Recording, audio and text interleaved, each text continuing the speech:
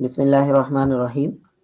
Today we will discuss about the topic of qualitative data analysis. So we will start our discussion with the help of this presentation, and the key points we will discuss in this presentation will be: number one, introduction to qualitative data analysis. What is the qualitative data analysis? Then we will discuss three important steps in the qualitative data analysis. Number one is data reduction. This is the first step, and number two is the display, and number three is conclusion. Actually this is very abstract knowledge. हम यहाँ पर ये कह सकते हैं कि ये तीन स्टेप्स इन्होंने बहुत सारे जो क्वालिटेटिव डेटा एनालिसिस हैं, मल्टीपल एनालिसिस पॉसिबल हैं, तो उन सब को जो है वो समराइज किया है इन तीन पॉइंट्स के अंदर, और उनमें से चंद एक को जो है वो हम डिटेल में भी देख सकते हैं, लेकिन जो है वो मुख्तसरन इन्होंने तीन स्टेप्स में कन्फाइंड किया है, तीन स्टेप्स में मुर्तकिज़ किया है: data reduction, data display and the conclusion of the study. तो ये जो है, इसके अलावा further methods of gathering and analysing qualitative data. सही, क्वालिटेटिव डेटा को किस तरह गैदर किया जा सकता है, किस तरह एनालाइज किया जा सकता है, तो ये जो है ये आज की हमारी इस डिस्कशन का की पॉइंट होगा। अच्छा जी, फर्दर अगर हम बात करें इंट्रोडक्शन के हवाले से, तो qualitative data are data in the form of words. नाम से जाहिर है क्वालिटेटिव के अगेंस्ट हमें पता है कि दूसरी टाइप का जो डेटा होता है उसको हम नाम देते हैं क्वांटिटेटिव डेटा। तो क्वांटिटेटिव क्वांटिटी से निकला है, नंबर्स की फॉर्म में होता है। उसके मुकाबले में जो क्वालिटेटिव डेटा है वो ज़्यादातर वर्ड्स की फॉर्म में होता है, अल्फाज की शक्ल में होता है। सही, तो क्वालिटेटिव डेटा जो है ये data in the form of words, इसका सबसे पहला पॉइंट हमारे सामने आया, और इसकी कुछ एग्जाम्पल्स आपके सामने दी जाएंगी। सबसे पहली एग्जाम्पल है, सबसे पहली मिसाल है क्वालिटेटिव डेटा की, इंटरव्यू नोट्स। सही, जब आप किसी का इंटरव्यू कर रहे हो और इंटरव्यू करने के दौरान जो है वो आप अपने नोट्स ले रहे हो, जो सवालों के जवाब आपका पार्टिसिपेंट, आपका इंटरव्यूवी जो है रिस्पांस दे रहा हो, उस डेटा, उस वो अल्फाज, वो ज़ाहिर सी बात है ज़्यादातर वर्ड्स की फॉर्म में होंगे, अल्फाज की शक्ल में होंगे, तो उन अल्फाज को क्वालिटेटिव डेटा जो है वो आप कह सकते हैं इंटरव्यू के नोट्स। ये क्वालिटेटिव डेटा की शक्ल है। दूसरी क्वालिटेटिव डेटा की एग्जांपल यहाँ पर इन्होंने दी, ट्रांसक्रिप्ट्स ऑफ फोकस ग्रुप्स। सही, फोकस ग्रुप ऑलरेडी हम जानते हैं कि एक फील्ड के मल्टीपल एक्सपर्ट्स को या किसी मामले से मुताल्लिक स्टेक होल्डर का जो है आपने फोकस ग्रुप बनाया और उनसे डिस्कशन की। इसमें एक मॉडरेटर होता है जिसको आप कह सकते हैं इंटरव्यूअर नॉर्मल अल्फाज में होता है, लेकिन यहाँ पर जो फोकस ग्रुप के अंदर मॉडरेटर कहलाता है। तो अब जब उसको रिकॉर्ड कर लेंगे, और रिकॉर्ड करने के बाद जब बाद में आप उसको अल्फाज की शक्ल देंगे, सही, जो आपने रिकॉर्डिंग की वो जाहिर सी बात है ऑडियो विजुअल के अंदर होगी, तो ऑडियो को या ऑडियो विजुअल को जब आप बाद में अल्फाज की शक्ल देंगे तो ये ट्रांसक्रिप्ट कहलाएगा। और ट्रांसक्रिप्ट के हवाले से हमने मुख्तलिफ जो है वो इसके सॉफ्टवेयर जो है वो देखे जा सकते हैं। तो उसमें जो है वो अवतार ए आई जो है एक सॉफ्टवेयर है, OTTER.AI। ये सॉफ्टवेयर जो है ये ट्रांसक्रिप्शन में हमें मदद दे सकता है। इसके अलावा भी जो है वो हमें दीगर सॉफ्टवेयर जो है वो आर्टिफिशियल इंटेलिजेंस की मदद से मदद दे सकते हैं ट्रांसक्रिप्शन के अंदर। तो ये जो है ट्रांसक्रिप्ट्स ऑफ फोकस ग्रुप, ये जो है क्वालिटेटिव डेटा की एक एग्जांपल है। इसमें भी जो है जो आपके रिस्पॉन्सेज होते हैं वो ज़्यादातर नंबर्स की फॉर्म में नहीं होते, बल्कि अल्फाज की फॉर्म में होते हैं, वर्ड्स की फॉर्म में होते हैं। तो इसलिए हम कह सकते हैं कि क्वालिटेटिव डेटा की दूसरी एग्जांपल हमने ली transcripts of the focus groups. Further हमारे पास है answers to open ended questions. Answer of open ended questions का मतलब ये है कि बाज़ औक़ात जो है वो आप कुछ शनायर भी फिल करवाते हैं, आप जो है वो कोई रिटर्न में भी आप किसी से जो है वो उसकी ओपिनियन लेते हैं, उसकी जो है इंफॉर्मेशन लेते हैं। क्वांटिटेटिव डेटा में तो नॉर्मली क्लोज एंडेड क्वेश्चन होते हैं। मिसाल के तौर पर आपने पूछा कि do you like this one, तो आप उसके अंदर लिकेट स्केल के थ्रू जो है वो मल्टीपल ऑप्शंस ले सकते हैं। मोस्ट यानी किसी ने कहा कि हाँ बिल्कुल मैं बहुत ज़्यादा लाइक करता हूँ, किसी ने कहा जस्ट मैं लाइक करता हूँ, दूसरे ने कहा नहीं मैं डिसलाइक करता हूँ, एक ने कहा मैं स्ट्रांगली डिसलाइक करता हूँ, और बीच में जो है नेचुरल रख दिया। तो ये तो क्लोज एंडेड क्वेश्चंस कहलाते हैं कि आपने आंसर्स के लिमिटेड ऑप्शन कर दिए। क्लोज एंडेड क्वेश्चंस यानी आंसर जो है उसने करना है, जो आपने ऑप्शंस दिए हैं उन्हीं के अंदर से करना है। लेकिन बाज़ औक़ात जो है वो आप अपने क्वेश्चनायर के अंदर भी ओपन एंडेड क्वेश्चंस रख देते हैं। मिसाल के तौर पर आपने कोई सवाल पूछा कि आपको इस ऑर्गेनाइजेशन की सबसे बेहतरीन कौन सी 3 बातें बेहतरीन लगी, what do you like about this organisation, top 3 जो है आपने 1 2 3 वहाँ पर नंबर डाल दिए, लेकिन आपने जगह खाली छोड़ दी। अब उसकी मर्जी है, रिस्पोंडेंट की, पार्टिसिपेंट की मर्जी है, वो जिस जिस तरह चाहे इसको रिस्पॉन्स करे। तो ये ओपन एंडेड क्वेश्चंस कहलाते हैं। तो अब वो जो ओपन एंडेड क्वेश्चन हैं उसमें भी जो रिस्पोंडेंट है, जो पार्टिसिपेंट है, उसके पास मल्टीपल ऑप्शंस हैं, वो जिस तरह चाहे जवाब दे, ओपन एंडेड उसके पास जवाब मौजूद है। तो इसके जो जवाब आएंगे उनको भी जो है वो हम क्वालिटेटिव डेटा की एग्जाम्पल समझ सकते हैं और उसके अकॉर्डिंगली हम उसका एनालिसिस कर सकते हैं। फिर इसी तरह एक और चीज़ है ट्रांसक्रिप्शंस ऑफ वीडियो रिकॉर्डिंग। सही है, आपने वीडियो रिकॉर्डिंग को ही रखी और उस वीडियो रिकॉर्डिंग की बाद में जो है ट्रांसक्रिप्शंस करवाई या की, तो ये भी जो है ये क्वालिटेटिव डेटा की एक एग्जांपल है। इसमें जो है वो नंबर्स के बजाय हम वर्ड्स में ज़्यादातर डिस्कस कर रहे होते हैं।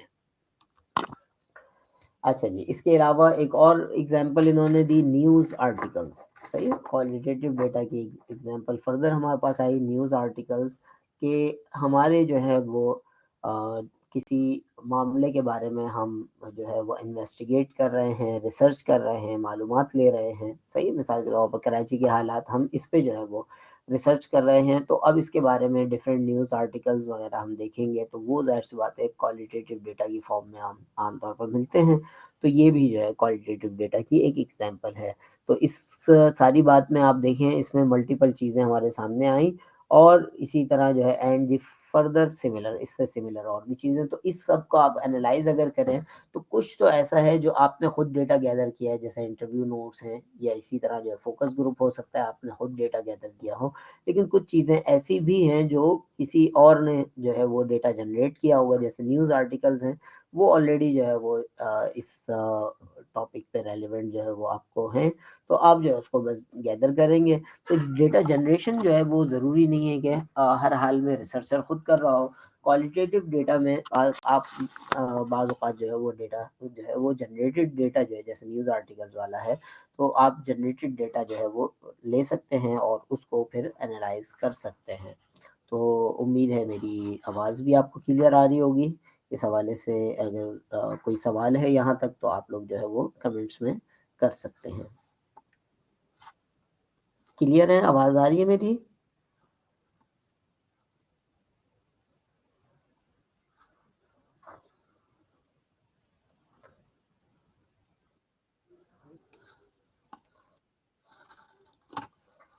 ओके।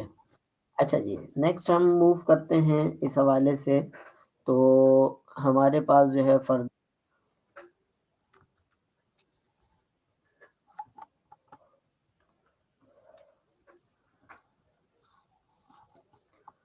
अच्छा जी, फर्दर हम मूव करते हैं।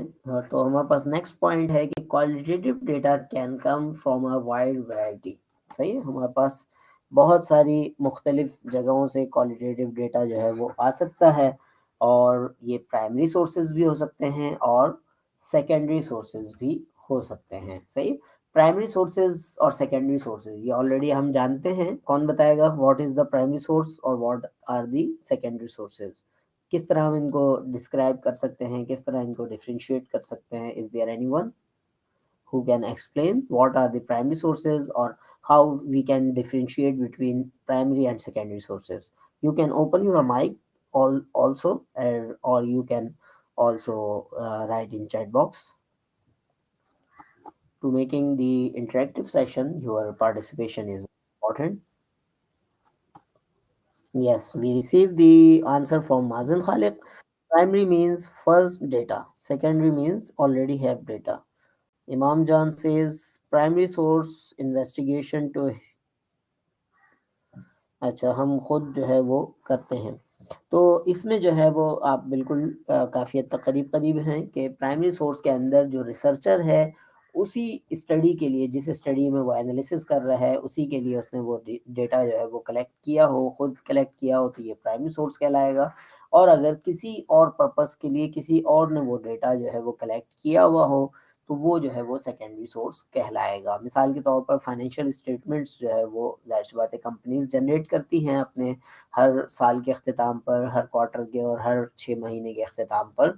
तो उसकी बेस पर अगर कोई जो है हम फर्दर रिसर्च कर रहे हैं तो वो जो है वो हमारे लिए एज अ रिसर्चर जो है वो सेकेंडरी डेटा या सेकेंडरी सोर्स कहलाएगा। इसके मुकाबले में अगर हम क्वेश्चंस जो है कर रहे हैं, इंटरव्यू कर रहे हैं, डेटा हमारे बिहाफ पे जनरेट हुआ है, तो ये जो है ये हमारे पास प्राइमरी सोर्स कहलाएगा।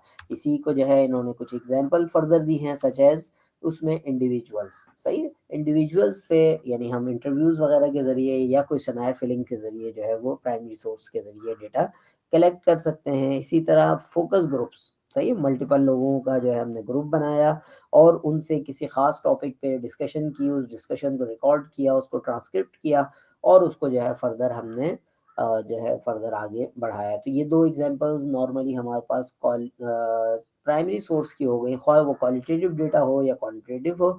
लेकिन फर्दर आगे जो हम आ रहे हैं कंपनी कंपनी रिकॉर्ड्स, ये जो है ये नॉर्मली सेकेंडरी सोर्स के अंदर ड्राइव होगी। इसी तरह गवर्नमेंट पब्लिकेशंस, कौन बताएगा कि गवर्नमेंट पब्लिकेशंस जो है वो सेकेंडरी होंगी या private primary? Government publications will be secondary data और प्राइमरी डेटा। जी, government publications are the secondary data, ये हमारे सामने बताया गया और बिल्कुल सही बताया गया। और इसके साथ साथ इंटरनेट पे अवेलेबल जो रिसोर्सेज हैं उनको भी अगर हम अपनी रिसर्च का हिस्सा बनाते हैं तो जो है वो एक हमारी सेकेंडरी डेटा की एग्जांपल बनेंगे। तो ये जो है इसके ज़रिए हमें पता चला कि डिफरेंट टाइप का क्वालिटेटिव डेटा हमने जाना और उसके बाद फिर उसको प्राइमरी और सेकेंडरी डिफरेंट कैटेगरीज में डिवाइड किया। यहाँ तक उम्मीद है कोई इशू नहीं होगा, कोई प्रॉब्लम नहीं होगी, बात जो है बहुत इजी वे में समझ में आ रही होगी। तो हम आगे मूव करेंगे। नंबर 1, अब 3 important steps in qualitative data analysis. ये हमने जाना था, ये हमने माना था कि there are 3 important steps in qualitative data analysis. इन्होंने बहुत ही जो है वो मुख्तसर पुरअसर करके जो है वो हमें इस हवाले से आगाही दी है कि क्वालिटेटिव डेटा के अंदर 3 मुमकिन हमारे पास स्टेप्स हैं। उनमें से सबसे पहला स्टेप है data reduction. Data reduction refers to the process of selecting, coding and categorizing the data.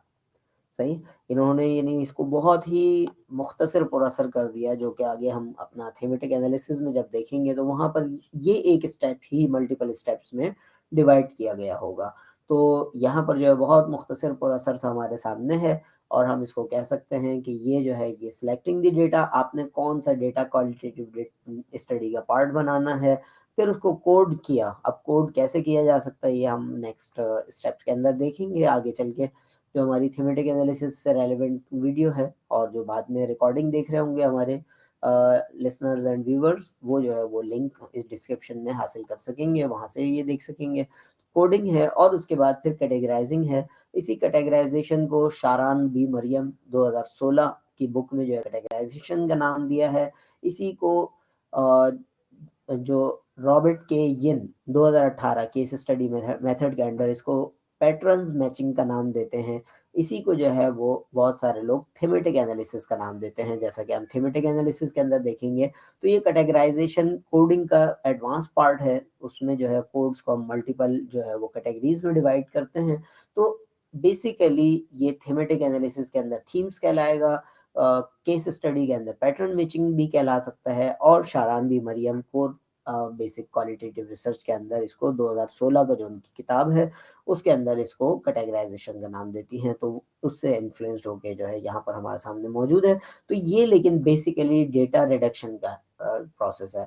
अच्छा, अब डेटा रिडक्शन नाम से हम देखेंगे कि नाम से जाहिर है कि इसमें हम डेटा रिड्यूस करने की कोशिश कर रहे हैं।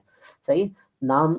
अब क्वालिटेटिव रिसर्च के अंदर हमारे पास वर्ड्स की फॉर्म में होता है। क्वांटिटेटिव में तो डेटा रिडक्शन बहुत आसान है, हम सारा डेटा लेते हैं, उसको जो है मीन, मीडियन, मोड और डिफरेंट जो है वो स्टेटिस्टिकल और मैथमेटिकल टेक्निक्स लगाते हैं। वहाँ उनका जो है वो सम ले लेते हैं, उनका एवरेज ले लेते हैं, उनको और डिफरेंट टेक्निक्स के जरिए जो है वो उसको रिड्यूस करना आसान होता है। लेकिन क्वालिटेटिव रिसर्च के अंदर जो है ये वाली चीज़ जो है ये कोडिंग के थ्रू और कैटेगराइजिंग के थ्रू की जाती है। और यूं कह लें कि बेसिकली किसी भी रिसर्च के अंदर आप डिटेल्ड जो डेटा होता है उसको समराइज करके, उसको छोटा करके, उसको रिड्यूस करके जो है वो वर्किंग करने की कोशिश कर रहे होते हैं। तो यही काम क्वांटिटेटिव में भी होता है, लेकिन वहां पर स्टेटिस्टिकल और मैथमेटिकल टूल्स यूज होते हैं, एसपीएसएस और दीगर सॉफ्टवेयर यूज होते हैं।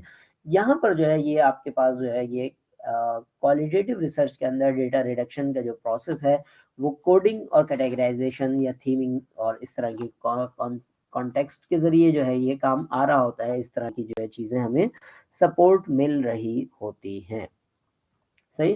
मिसाल के तौर पर 10 लोगों से हमने इंटरव्यू किया, 20 लोगों से इंटरव्यू किया, मास्टर्स लेवल पे जो है 20 इंटरव्यूज नॉर्मली सजेस्ट किए जाते हैं। तो उसमें जो है वो 20 लोगों से जब इंटरव्यू किया और इंटरव्यू करने के बाद जो है वो हमने देखा कि इस सवाल के अंदर मुख्तलिफ लोगों ने क्या जवाब दिया, तो उसके अकॉर्डिंगली हम उसको समराइज करेंगे, उनके जवाबात को कैटेगराइज करेंगे। तो डिटेल में हम इसकी जो है वो नेक्स्ट हमारी जो डिटेल है उसमें जो है वो थीमेटिक एनालिसिस के अंदर इसको फर्दर सीख लेंगे। तो यहाँ पर सबसे पहला स्टेप हमारा हो गया डेटा रिडक्शन। डेटा रिडक्शन के बाद जो दूसरा स्टेप है, या डेटा रिडक्शन के अंदर ही फर्दर हम कुछ डिटेल जानेंगे, उसमें जैसा कि नाम से जाहिर था इसकी चीज़ों के अंदर जो है प्रोसेस ऑफ सिलेक्टिंग। तो सिलेक्टिंग से क्या मुराद है यहाँ पर? Coding begins with the selecting the coding unit. हम सबसे पहले सेलेक्ट करेंगे कि हम किस चीज की कोडिंग यूनिट क्या है। हम किसी सवाल को बेस बना रहे हैं, किसी केस को बेस बना रहे हैं, किसी इस हवाले से हम जो है वो डेटा को सिलेक्ट कर रहे होंगे। नेक्स्ट इज जो है coding is the analytical process through which the qualitative data that you have gathered are reduced, rearranged and integrated to form a theory। सही। हम कोडिंग में जो है क्या कर रहे हैं, ये एक एनालिटिकल प्रोसेस है, एनालिसिस का एक प्रोसेस है जिसमें क्वालिटेटिव डेटा को हम जो है वो जो हमने जमा किया है क्वालिटेटिव डेटा उसको रिड्यूस करते हैं, उसको कम करने की कोशिश कर रहे होते हैं, रीअरेंज कर रहे होते हैं। सही। उसमें जो मुख्तलिफ लोगों के जवाबात हैं, जैसे इंटरव्यू की केस में हम उन मुख्तलिफ लोगों के जवाबात को जो है वो आपस में इंटीग्रेट करके देखते हैं और किसी एक थियोरेटिकल फॉर्म की तरफ जो है मूवमेंट शुरू करते हैं। फिर इसी तरह coding is often an iterative process. Iterative process का मतलब ये है, एक तो ऐसा होता है ना कि आप प्रोसेस ए से बी की तरफ मूव किया और फिर बी से सी की तरफ मूव किया, लेकिन ये जो है ये ऐसा नहीं है। सही है। वन साइडेड नहीं है, बल्कि ये टू साइडेड है। कभी आप जो है वो डेटा कलेक्शन कर रहे होते हैं, इसमें क्वालिटेटिव रिसर्च के अंदर जो है वो डेटा कलेक्शन और एनालिसिस ये साइमल्टेनियस हो रहा होता है, दोनों चीजें पैरेलल में हो रही होती हैं। तो यहाँ पर भी जो है ऐसा ही है, कोडिंग करते वक्त जो है कभी आप डेटा की तरफ जाते हैं, कभी जो है वो अगला इंटरव्यू कर रहे होते हैं। तो ये जो है वो आप कह सकते हैं कि ये दो तरफा जो है वो पैरेलल मूवमेंट है। और you may have to return to your data repeatedly. सही।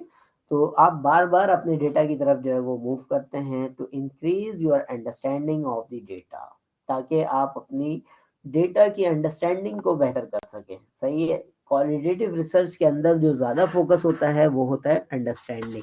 नॉर्मली क्वालिटेटिव रिसर्च आप करते ही जब हैं जब किसी चीज़ के बारे में बहुत ज़्यादा नहीं जाना गया होता, वो चीज़ जो है वो अभी अनएक्सप्लोर्ड होती है, उसके बारे में एक्सप्लोरेशन की ज़रूरत होती है, उसके बारे में जो है वो अभी दुनिया को मालूमात की ज़रूरत होती है। तो coding is often an iterative process, और इसके अंदर जो है वो आप बार बार डेटा की तरफ जाते हैं और अपनी अंडरस्टैंडिंग को बेहतर बनाने की कोशिश कर रहे होते हैं। सही है। अब इसका मतलब क्या है? To be able to recognize pattern in the data. Data के अंदर पैटर्न्स क्या हैं, मुख्तलिफ लोगों ने जो जवाब दिया है या जो आपके पास क्वालिटेटिव डेटा है उसमें क्या पैटर्न्स हैं, क्या कोई आपस में सिमिलर पैटर्न्स भी मौजूद हैं या अपोजिट पैटर्न्स मौजूद हैं, ये सारी चीजें आप उसमें देख रहे होते हैं। फर्दर इसी तरह आप इसमें to discover connections between the data, data के आपस में कनेक्शंस देख रहे होते हैं कि किस तरह जो है वो डेटा आपस में कनेक्टेड है या नहीं है। सही, यानी जो जवाबात हैं, एक ने जवाब दिया कुछ, दूसरे ने कुछ दिया, अब आप आपस में देख रहे होते हैं कि इन दोनों के जो जवाबात हैं क्या ये दोनों एक ही सिमत में जवाब हैं या इनमें से बिल्कुल तजाद है। तो ये जो है कभी तत्वीक कर रहे होंगे, कभी तजाद तलाश कर रहे होंगे, तो ये डिफरेंट आपस में इनका कनेक्शंस देख रहे होंगे कि ये जो डेटा है इसके जो जवाबात हैं, जो इसमें से थीम्स या पैटर्न्स निकल के आ रहे हैं वो क्या आपस में सिमिलर हैं या एक दूसरे से कॉन्ट्राडिक्ट हैं। तो ये जो है ये आपकी कोडिंग के प्रोसेस का ही पार्ट है। इसी तरह to organize data into coherent categories, सही है। तो आप जो है डेटा को डिफरेंट कैटेगराइजेशन करने की कोशिश करेंगे। तो ये जो है ये आपको जो है एक इनिशियल इंफॉर्मेशन मिली कोडिंग के हवाले से। फर्दर जो है वो हम अब अगर मूव करें इस हवाले से तो हमारे पास जो है वो दूसरा इम्पोर्टेंट स्टेप्स है इसके अंदर डेटा रिडक्शन के अंदर, जो हमने सिलेक्टिंग, कोडिंग एंड कैटेगराइजिंग की बात की थी। सही, कोडिंग की बात कर ली, सिलेक्टिंग की बात कर ली, तो अब categorization. Categorization is the process of organizing, arranging and classifying coding units. जो डिफरेंट आपने कोड किए थे तो अब उनको जो है वो ऑर्गेनाइज कर रहे होंगे, डिफरेंट कोड्स जो आपके पास आए हैं उनको ऑर्गेनाइज करेंगे, अरेंज करेंगे और उनको क्लासिफाई करेंगे। आपको याद होगा क्लासिफिकेशन की बात हुई थी तो वो हो रहा होगा। To organize your data into categories and subcategories, जो भी आपके जवाबात आए हैं, जो भी आपके पास डेटा आया है उसमें जो कोड्स, डिफरेंट कोड्स आपने ड्राइव किए हैं उन कोड्स को जो है वो कैटेगरीज और सब कैटेगरीज के अंदर डिवाइड किया जाएगा। जैसा कि शारान बी मरियम 2016 के अंदर जो है वो इसको कैटेगरीज और सब कैटेगरीज का नाम दिया है। थीमेटिक एनालिसिस के अंदर 2017 और दीगर 2006 ब्राउन एंड क्लार्क में जो है वो इसको थीम्स और सब थीम्स का नाम दिया गया है। तो एक ही चीज को डिफरेंट मेथोडोलॉजिस्ट ने, क्वालिटेटिव एक्सपर्ट्स ने डिफरेंट नाम जो है वो दिए हुए हैं। अच्छा जी, फर्दर हम इसकी नेक्स्ट पॉइंट की तरफ अगर मूव करें तो डेटा डिस्प्ले। सही है, अब ये एक लिहाज से आप राइटअप की तरफ आए, थीमेटिक एनालिसिस के अंदर इसको स्टेप्स नंबर 5-6 का नाम दिया गया है। तो डेटा डिस्प्ले क्या है? Data display refers to ways of presenting the data. ये आपने बेसिकली डेटा एनालिसिस वाला जो पार्ट था, कोडिंग वाला पार्ट था, कैटेगराइजेशन और थीम बनाने वाला जो पार्ट था वो कर लिया। अब उस डेटा को क्या करना है? जाहिर सी बात है आप अपने किसी रिटन रिपोर्ट का हिस्सा बनाएंगे, आप अपने जो है वो डेटा को डिस्प्ले करने की तरफ जाएंगे। अब वो डिस्प्ले जो है वो आपके पास बहुत सारे मुख्तलिफ स्टाइल पॉसिबल हैं। Number 1, a selection of codes. सही है, आपने जो है वो डिफरेंट लोगों के इंटरव्यूज किए थे या फोकस ग्रुप के अंदर डिस्कशन की थी, तो आप उससे रेलेवेंट जो कोट्स हैं, कोट्स का मतलब कोटेशंस हैं, एग्जैक्ट वर्ड्स हैं। सही है, मिसाल के तौर पर वर्ब टर्म्स भी हम इसको कहते हैं। तो वर्ब टर्म्स का मतलब ये है कि मिसाल के तौर पर आपने सवाल किया, रिस्पोंडेंट नंबर 1 ने जो है, पार्टिसिपेंट नंबर 1 ने जो है वो ये इन अल्फाज में जवाब दिया। आप सारा का सारा जो है वो ट्रांसक्रिप्ट को जो है अपने एनालिसिस का या अपने डेटा डिस्प्ले का पार्ट नहीं बनाते, बल्कि उसमें से आप बहुत ज़्यादा जो आपको ऐसी अट्रैक्टिव चीज़ें लगें, कोई अछूती बात की है, कुछ नई बात की है, कुछ अनहोनी बात की है, तो आप उसको जो है उसके वर्डिंग्स जो है वो लेकर आएंगे। या मल्टीपल लोगों ने एक ही बात की है तो उनमें से चंद एक का जो है वो आप तज़किरा करेंगे। और सिलेक्शन ऑफ कोट्स जो है ये डेटा डिस्प्ले का एक पार्ट है। आप अपनी रिपोर्ट का, अपने थीसिस का और अपने जो है वो जो भी आपकी रिपोर्ट है उसका पार्ट बनाएंगे। नॉर्मली ये जो है वो जो हमारा जो क्वालिटेटिव डेटा का जो थीसिस है उसमें रिजल्ट के पार्ट के अंदर जो है वो ला रहे होते हैं। क्वांटिटेटिव रिसर्च के अंदर जो है वहाँ पर आप जो है वो डिफरेंट सॉफ्टवेयर रिपोर्ट्स लाते हैं, यहाँ पर भी जो है वो आप कोटेशंस को लेकर आ सकते हैं। अच्छा जी, इसके बाद है मैट्रिक्स। मैट्रिक्स ऑलरेडी आप क्वालिटेटिव आप लिटरेचर रिव्यू मैट्रिक के बारे में जानते हैं। मैट्रिक्स जो है बेसिकली ये आपका जो है वो एक शीट होती है, एक टेबल होता है, जिस तरह आप एक्सेल वगैरह के अंदर बनाते हैं या दीगर। तो आपके मिसाल के तौर पर एक उसके अंदर एक सवाल के जवाब में मुख्तलिफ लोगों ने मुख्तलिफ बात कही, तो आप उसका मैट्रिक्स बना सकते हैं। किसने क्या बात कही उसको कंपैरेटिव वे में जो है एनालिसिस आप कर सकते हैं। तो मैट्रिक्स भी जो है वो इसका आपका डेटा डिस्प्ले का एक पार्ट है। आप उसके जरिए अपने डेटा को, क्वालिटेटिव डेटा को जो है वो डिस्प्ले कर सकते हैं। फिर इसी तरह ग्राफ, सही है, आप ग्राफ कर सकते हैं, सही है, एक ग्राफ बना सकते हैं जिसमें आप कह सकते हैं कि इस हवाले से जो आपने डेटा कलेक्ट किया है वो कौन सा रिस्पॉन्स या कौन सा डेटा जो है वो किस सिमत में मदद दे रहा है। तो ये जो है ग्राफ भी इसका जो है एक इम्पॉर्टेंट पार्ट हो सकता है। क्वालिटेटिव रिसर्च के अंदर ग्राफ्स जो है वो काफ़ी मुफीद हो सकते हैं। और फिर इसी तरह चार्ट वगैरह जो है वो आप बना सकते हैं मुख्तलिफ चीज़ों के। तो डेटा डिस्प्ले के अंदर ये कुछ चीज़ें आपके सामने आ गई।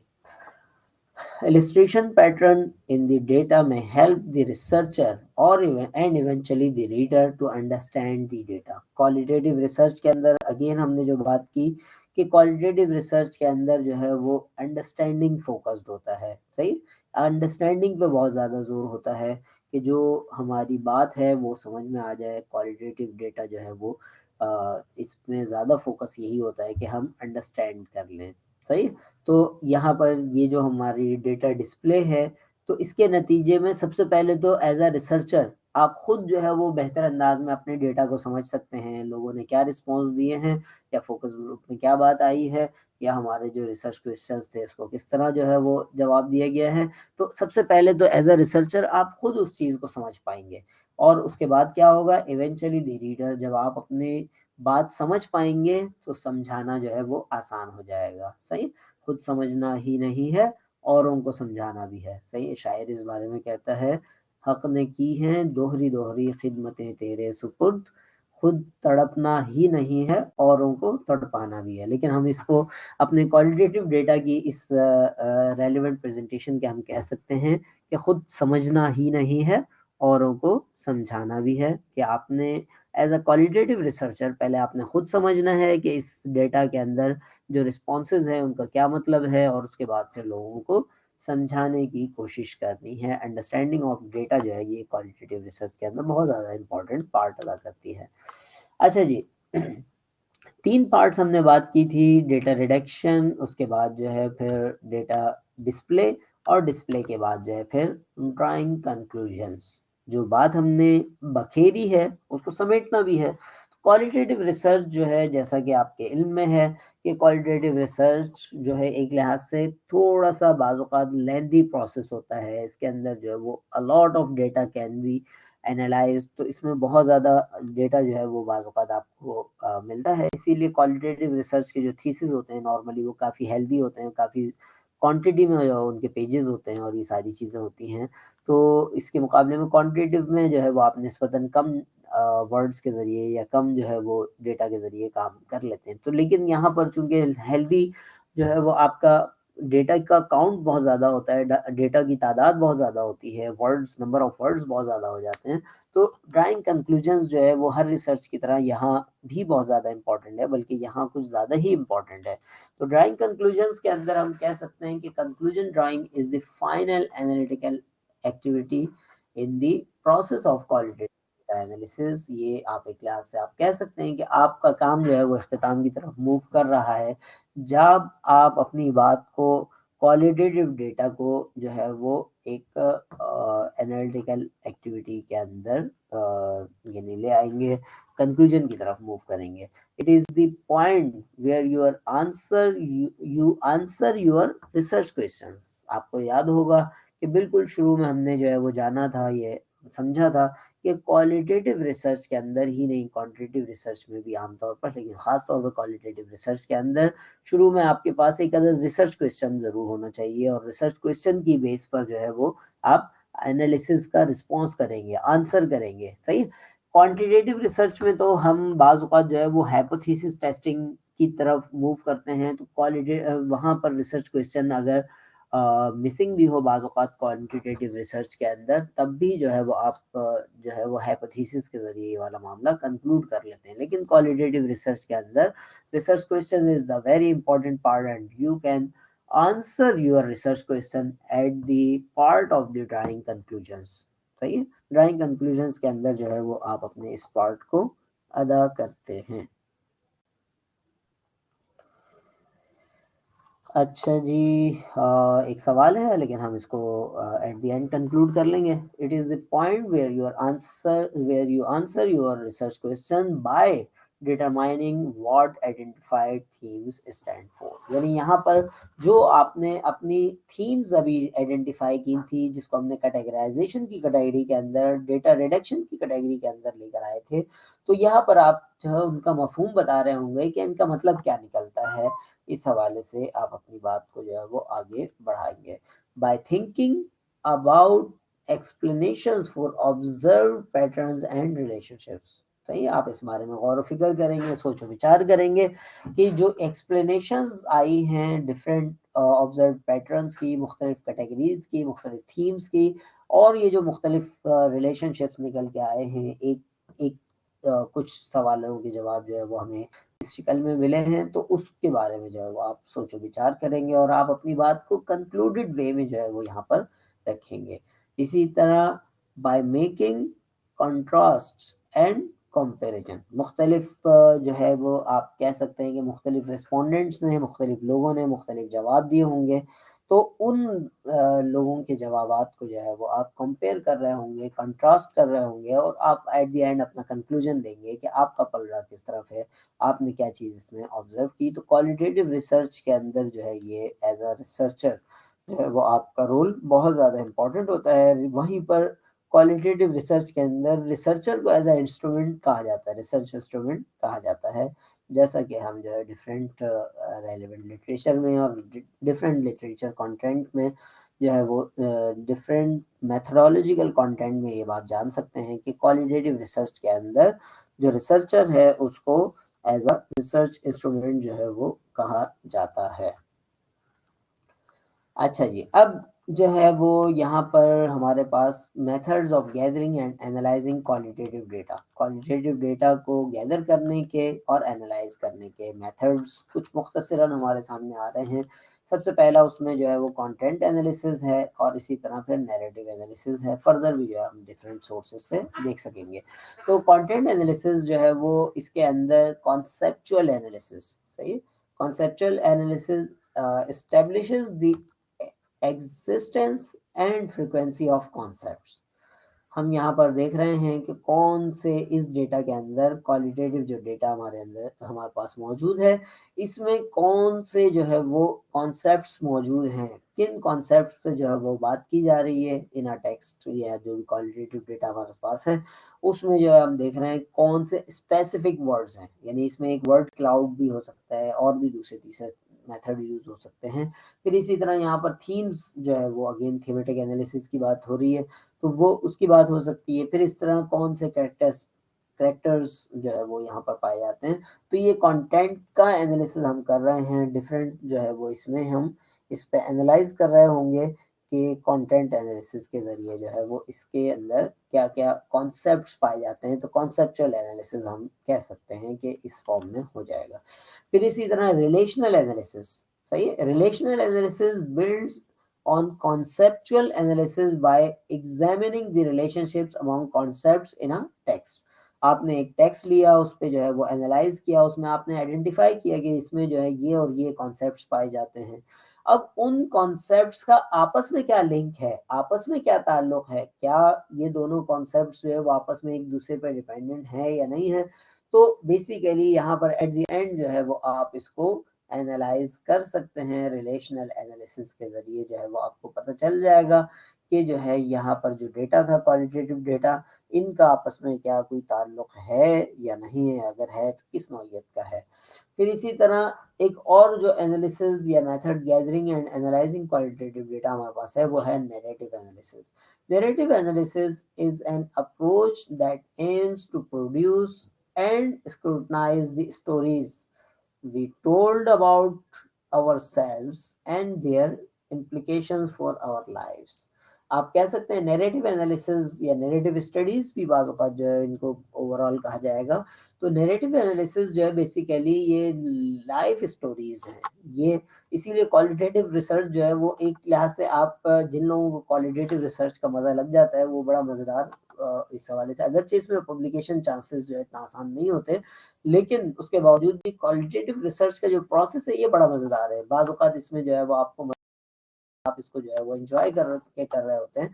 जैसे ये नैरेटिव एनालिसिस, इसमें जो है वो आप लाइफ एसेंस जो है वो हासिल कर रहे हैं, आप जिंदगी का तजर्बा हासिल कर रहे हैं। मिसाल के तौर पर आपने जो है वो किसी स्पेसिफिक टॉपिक पे जो है वो रिसर्च करनी शुरू की, आपने जिस कैरियर में आपने जाना है उस कैरियर से रेलिवेंट एक्सपीरियंस लोगों के जो है एक्सपीरियंस आपने गेन करने शुरू किए, तो नैरेटिव एनालिसिस जो है वो आपके लिए काफी मुफीद हो सकता है। सही। तो aim to produce and scrutinize the stories we tell about our self. हम अपनी जिंदगी के बारे में क्या जो है वो यानी इतनी तजर्बात, और फिर उसकी इम्प्लीकेशंस टू आवर लाइफ, यानी स्टोरी भरा है, स्टोरी नहीं है यहाँ पर कोई कहानियों की किताब आप नहीं लिख रहे हैं कि आप स्टोरी कर रहे हैं फिर उसके बाद स्टोरी कर रहे हैं, नहीं, बल्कि उसके लेसन्स क्या होंगे, उसकी इम्प्लीकेशंस क्या होंगी, उन तजर्बात से आप सीखते क्या हैं, सही, उन तजर्बात से सबक क्या हासिल करते हैं, उन तजर्बात कंक्लूड कैसे करते हैं। तो ये जो है क्वालिटेटिव रिसर्च के अंदर एक बहुत ही मज़ेदार पहलू है कि आप जो है वो लर्निंग बराए लर्निंग नहीं, बल्कि उससे आगे बियॉन्ड जाते हैं, डेटा कलेक्शन बराए डेटा कलेक्शन नहीं, बल्कि उसको जो है समराइज वे में आगे मूव करते हैं और उससे सीखने की कोशिश करते हैं। तो ये जो है ये रेफरेंस हमारे पास रिसर्च मेथड्स फॉर बिजनेस नाम की बुक है, स्किल्स बिल्डिंग अप्रोच, ये उसका जो है सब टाइटल है, 7th edition by Uma Sekaran and Roger Bougie. तो ये जो है ये मुख्तसरन जो है वो हमने क्वालिटेटिव डेटा के हवाले से एक समराइज्ड जो है वो व्यू देखा। और यहाँ पर बीच में हमारे पास एक सवाल आया था कि वर्ड मैट्रिक्स को थोड़ा सा समझा दें। तो वर्ड मैट्रिक्स जो है वो आप कह सकते हैं, मैं आपको जो है वो एक एनालाइज फॉर्म में जो है वो बता सकता हूँ कि वर्ड मैट्रिक्स जो है, जैसे ये मैट्रिक्स है, तो जस्ट आपने जो है वो अगर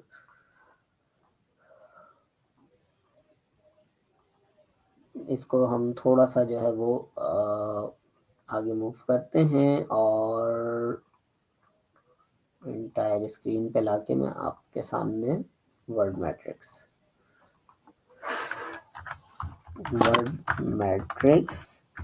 इन